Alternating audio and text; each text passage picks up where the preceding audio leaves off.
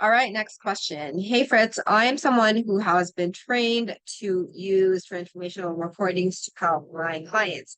And I actually write and customize and personalize my script for my clients based on what they have told me in their intake form. Isn't this good enough to help them to rewire their patterns? A great question. Great question. And so look at it this way. Even though our clients have given us the intake form and it's their own words, let's look at it in a big picture point of view. Those words that they write on on their intake form are conscious information, right? They're consciously writing it or typing it through your intake form, which means that the information that we actually need and truly desire in order to rewire our clients' patterns is still unconscious, because that's why they came to our hypnosis sessions, right? To really find out what is unconsciously stopping them from getting what they want. And so I get the concept of using their own words. I understand, and this used to be me. I use my clients' own words. I really felt into the energy of my clients when I met them first, and use that to write their personalized transformational recordings, which most of my clients did enjoy hearing. But at the same time, who am I or how can I truly know what is going inside my client's unconscious mind before the session? Like, we don't really know that, right? We don't really know what's truly going on with our clients until we are there in our sessions with our curiosity peaked, right?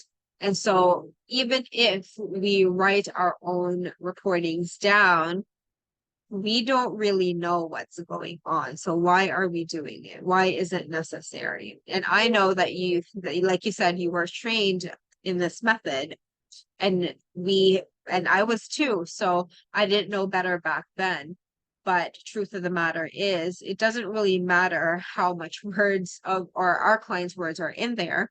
Even if they listen to the recording and it's all their words and it's nice, and they're in a sunny beach and it makes them feel good, that is good in a sense of visualization to change their internal state temporarily.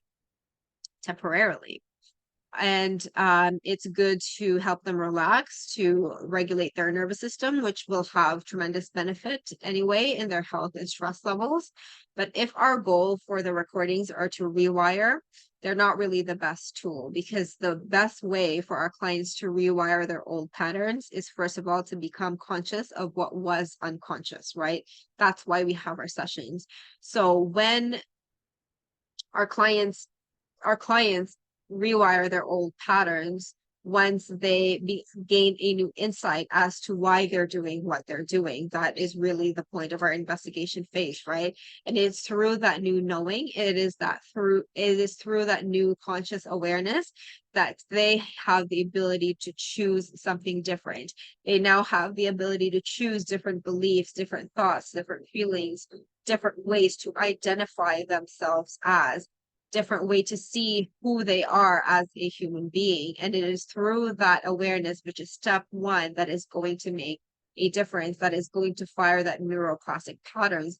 The actual neuroplasticity doesn't really start until what they do afterwards. And the recording is not what they do afterwards. It's something that they passively are doing. They're not actively doing it. So what that means is that, for example, I'm just going to use a weight loss client, it's easier to think about, right? So for example, our client wants to eat more fruits and vegetables, right? They just want to increase their diet with nutritious foods. And so in our recording, we can say, you love nutritious foods, you choose nutritious foods, but at the same time, if they don't know why they don't know why they tend to choose unhealthy foods, then they're not going to maintain that behavior, right?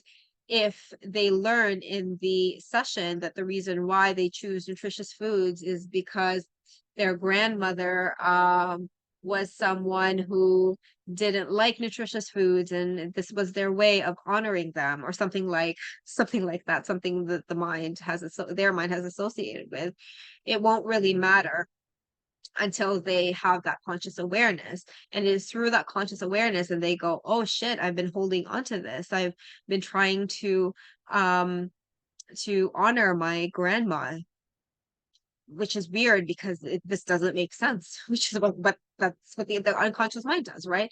This doesn't make sense. Like, I can still honor my grandmother in other ways.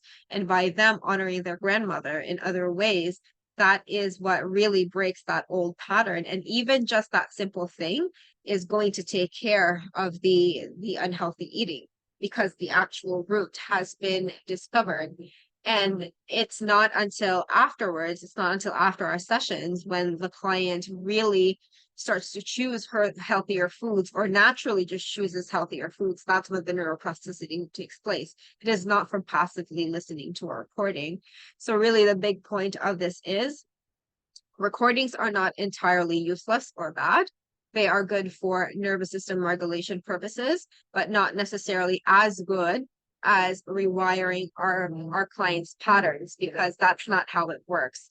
Rewiring and actual neuroplasticity works if our clients not have a new conscious awareness, which used to be unconscious with regards to their habitual patterns, and them taking action after that. That is actually what's going to rewire the patterns. Them actually buying those nutritious foods, eating nutritious foods, that is what's going to rewire that pattern, not listening to recording. So I hope that made sense. Any questions at all, let me know, and I will see you soon.